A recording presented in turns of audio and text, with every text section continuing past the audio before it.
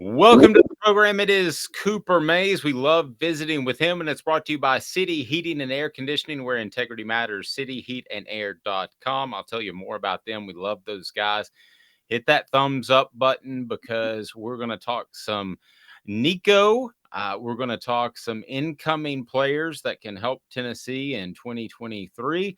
A little bit of Orange Bowl as well. But first, some breaking news of sorts. Cooper, I know you had always planned on coming back in 2023, but after taking a look at it, you've made your final decision and informed the coaching staff. Just tell us about what went into that decision and what you think about coming back for 2023. Congratulations.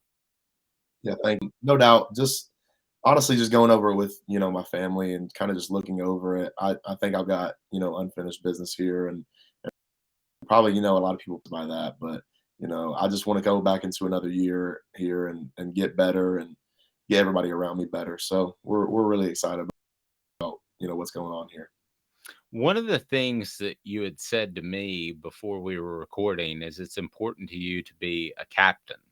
That's pretty cool. And in this day and age, that gets lost in the shuffle sometimes. But what would that mean for you to be a captain? Yeah, really big time for me. I really pride myself on people respecting me and respecting what I have to say and respecting me as a leader. So I think a big part of my development next year will be me just being better as a leader, being bigger, stronger, and kind of improving myself, but at the same time trying to improve everybody else around me. Let's talk the physical part of it before we talk about how you want to be more of a leader. So you came into Tennessee at what size? And then I'm curious if you can kind of break it down each off season, how much weight you've added and what you'd like to be at going into the 2023 season. If you can give me, and those that don't know, kind of a rough idea of the growth. Man, I probably haven't varied as much in weight, but I came in around 295, and I've stayed around my whole time here. A little bit less or a little bit more, but the biggest thing is I've changed my body a lot. I came in hurt, so I was coming in with my foot, and that kind of limited a lot of stuff I was doing, and I think then COVID hit, so there was a lot of transformation that I had to do. Last year was kind of my first off season, so I every year I've been probably around the same weight, but the distribution of it and everything has been a big focus for me on the off season. Just really getting bigger and stronger and building my legs up, and you got to start at your base and your found. That's the biggest thing I've been focused on. Well, let's turn to the leadership aspect of it. I look at you as one of Tennessee's best leaders. I'm not in the locker room, but just from what I hear and what I see and talking to you, how does that leadership role grow in an off season heading into 2023? I think it's starts with what happened last year. I think a big thing for me growing as a leader was your brother going to the NFL, and it's probably hard to be a leader when you got an older brother that is the leader too. So I mean, kind of just from behind him and being put kind of in that a little bit of a leadership role with Jerome Carvin, both stepping into that role and figuring out what parts of ourselves needed work and what parts of ourselves worked. I think just a big thing for me was how to be more of a vocal leader that was, around everybody. I was kind of more of a quiet kid, growing up. Everybody respects what I have to say, but it's a very outwardly, rah rah type leader. So I always had the kind of lead by example thing, but I think I've been to my own when it comes to getting guys on the right track and being more vocal about it. Well, as you know, and as every college program does, a lot of young people come in, whether it's transfers or freshmen. So you feel pretty confident in your ability to call somebody out if they're dogging it a bit. Yeah, no doubt, no doubt. I think I respect what I had to say, so I'm not too worried about it. I don't want to get called out by you in the weight room. That would scare me. It's not even about being scared, man. We're all trying to get to the same goal. We're all trying to win here. So if you're not on board with that, you're either gonna fall in line or you're gonna outlier and you probably need to go. So You know, if I'm telling you something, it probably is, you're doing something wrong. Hey, I'm curious when a big group of guys come in and signing day was Wednesday, but there's a lot of transfers and there'll be a lot of guys coming in at midterm, then there'll be guys coming in May. How quickly are you able to look at them? Is it a few days? Is it a couple weeks and say, this guy is a college football player and this guy may not be? How quickly can you assess that? Um, I can probably does it pretty quick. It's a lot of it. You can see baseline stuff out of a kid. It like when you see kids, they aren't really like practicing full go yet, but you can see them running around, moving a little bit and stuff. But that's your baseline, and then you probably won't figure out as much until spring pads start popping and it's real. You know what I'm saying? So when the speed gets cranked up a little bit, you see who's gonna rise to the occasion. It gets pretty hot in there, so you don't want to melt. So It does. Who are some of the most impressive?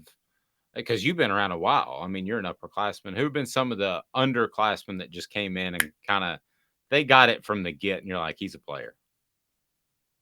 I mean, I don't know if you consider him a new guy still, but Dylan Sampson really impressed me as a young kid.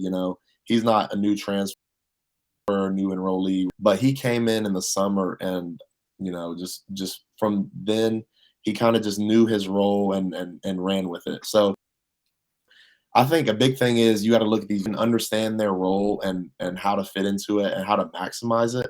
Then they'll be great. So that comes in. And you gotta it starts athletically. Is your body right? Can you move well? Does your body do what it needs to do? And then second off, the biggest thing is the mind. So I mean, 80% of football I feel like is confidence. If you know what you're gonna do, know what you're doing every play, then that allows you to play fast and play physical. So understand the game and grasp it faster will always have an advantage because they know how to play at a full speed. Like if you don't know exactly what's going on, there's no there and play balls to the wall. You know what I'm saying? Yeah, no, I understand completely. And we'll talk more about Clemson next week, but I do want to ask you a couple things quickly about the Tigers. As I remind you, the Vol Report with Cooper Mays is brought to you by City Heating and Air Conditioning. Man, those guys are going to take care of you because integrity matters. They've been there for over 50 years, 50 years. That's amazing. And the reason that they are so fantastic is because it's integrity. They show up, maybe you need a service. Well, that's what they're going to do. If you need a new unit, you're going to know that you work with City Heating and Air Conditioning, and they're going to give you the best unit for your home or your commercial business. So that's City Heating and Air Conditioning. Love those people. Cityheatandair.com. So as you look more at the Tigers, we know about some opt outs. We talked about them last week, and we'll break them down more. But just kind of your thoughts. Anything stick out over the past week when you do film study? Probably just their interior guys right now. Brian Brissy and then Tyler Davis, number 13. They're really good players. They're athletic, strong, and they're really smart football players. That's a big key. The way they recruit great athletes, but smart players and guys that fit into their system. So if y'all know that, really good coaching at that level. They got a great D coordinator. He's got a good scheme going. He's mixes it up a lot, so it's hard to put them into one category. I'd say that's the biggest thing for them. Please hit that thumbs up button. We greatly appreciate that. It lets us get more people involved. And if you haven't subscribed yet, then you're crazy because we're going to visit with Cooper and Jacob Warren and more players hopefully to come as we head into 2023. The calendar year, not the football year. Still a game left to play for the Vols in the Orange Bowl. But Cooper, I want to talk about some of the guys that came in midterm and um, everybody wants to talk about Nico, as you know, and we'll get to that. But let me start with Andre Kuric and your thoughts on him because you know him well. You actually hosted him, which is cool. Yes, I hosted him a little bit, and got to know him and just was around him a little bit. He's a great kid, a cool guy. He's in the same class as me, so he's an older guy. It's one thing to hang out with a high schooler, and they probably got their priorities a little bit different. But he's a guy that wants to come in here and just do the things the right way, and just help us get better. So I'm a big fan of him. He's a great kid, really. What do you think of him? Do you know enough where you could kind of project him physically and what position he may play, guard or tackle? What are your thoughts? Not sure yet. I think, any guy like that is big enough will get opportunity at both spots. He's big enough where he can play any spot on the line. He's right in that middle area. So he just wherever he has an opportunity to grow and whatever spot he fulfills into. So that's really up to him. He's got to make his way and make his own spot. So everybody wants to hear something about Nico Iamaleava, and I understand that. What are your early impressions of him? He's just been on campus for a few days as a midterm enrollee. First thing I would say, great kid. Just seems like he's really eager to learn, and just he came in here with a really humble attitude, and I mean he's talked to me. We've talked a couple of times out there on the practice field, and he's asking questions and stuff. And just first thing that struck me was just seemed like a really nice kid, really great kid, eager to learn, humble, and everything. So that was the first thing. Another thing is, man, he is a tall kid that seems like he can sling it around and run. So that's always going to be a plus. He's a big guy with great physical attributes. So. Wow. So he comes to you, and if you can kind of give me a little insight without sharing anything you don't want out there, what's that conversation like? Because you're going to be his center. You guys are going to be in charge of the alignment. So I would think be his center, maybe some point. That's a possibility. Obviously, Joe Milton is going to head into, I would think, the 2023 season. But just the fact that he would come up to you, how much does that mean that he wants to learn? It just shows that humility as a young guy, just knowing that they some young kids come in and they think they've got it all figured out, but you can tell when a kid is just kind of humble and just ready to fill his spot, where he needs to be and what he needs to get better at, and just kind of shows a little bit of respect to the older guys. It's really nice when a young guy comes in and acts like that. So he's just asking general questions like why some stuff is happening the way it is, what went wrong on this play. Nothing too philosophical, but just the idea that he would come up and ask questions to speak volumes about who he is. Things have changed so much, Cooper, since you enrolled. And you came in, everybody knew your name because of the legacy and the lineage, and you were local. But you were able to kind of grow a little bit under the radar. He comes in with an awful lot of pub. How challenging do you think that is? I mean, I'm sure it's challenging as a young guy to have a lot of stuff going on like that. There's a lot of voices everywhere and a lot of people in your ear. So that's why it kind of struck me even more when he came in and is acting the way he does. He seems like a great kid. If I had everybody following me like that, he's got like 100K on Instagram or something. If I was an 18-year-old kid, I probably I'm probably not acting as all humble like that. So it was really refreshing to meet kids like that. And now, and especially in just nowadays in general, we're not as a whole country, we're not really trained to be like that.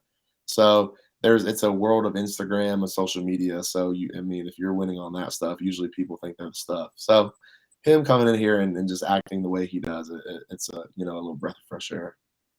Was there a throw or a run or a moment in practice where you said, "Whoa, that kid's athletically gifted"?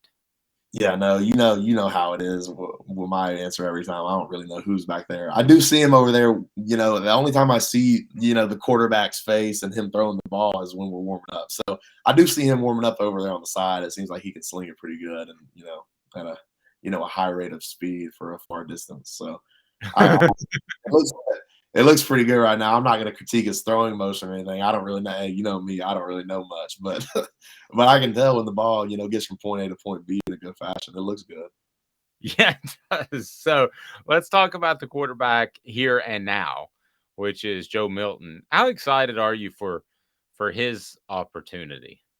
Super excited. Any guy that waits their turn and has a great attitude about it deserves to have a great game and a great time. So super excited to see, how, show people the growth and development he's had, and just really excited to, serve him, as an O lineman. That's kind of what we do. That's our calling. So just trying to do anything to make him have an easy time as possible. So that's that's it. Just trying to make it a great night for him.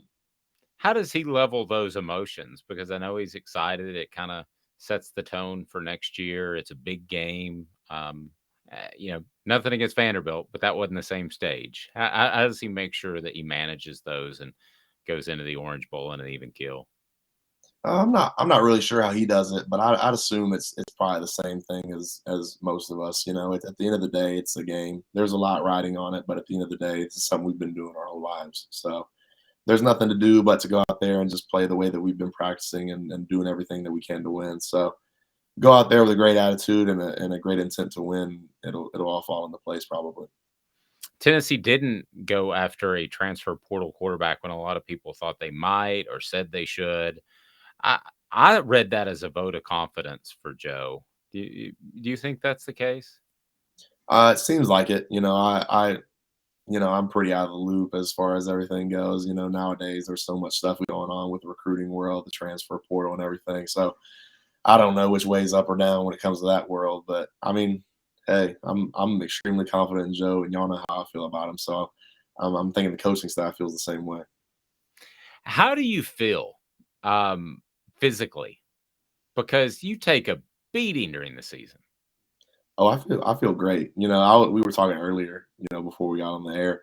A couple weeks rest will get my body back right, feeling 100%. So, we've been there was a few weeks there where we had a little bit of a lighter schedule, so where you didn't have to do as much crazy stuff in practice, and I feel really good. I really do. Okay, last thing, hit the like button, the thumbs up button. We greatly appreciate that. What is your favorite Christmas song? Yeah, This gotta be Silent Night. okay, gotcha. Silent Night. That's a very good one. Yes, yeah, for Is there sure. a particular singer, or you just like the song in general? No, well, I really like it because my family goes to Christmas Eve church, and at our church we do like they turn the lights off in there, and then you light the candles, and then everybody sings Silent Night. So it's kind of just what I think about when I think about Christmas. That's one of my core memories. So I gotta throw Silent Night out there. Yours is a lot better than mine. I was going to go Bruce Springsteen and the E Street Band. Santa Claus is coming to town. That's a pretty good one, though. Yeah, that's pretty pop culture esque. I'm trying to keep it about the Lord. It's the Lord's day. Now I feel bad, Goof.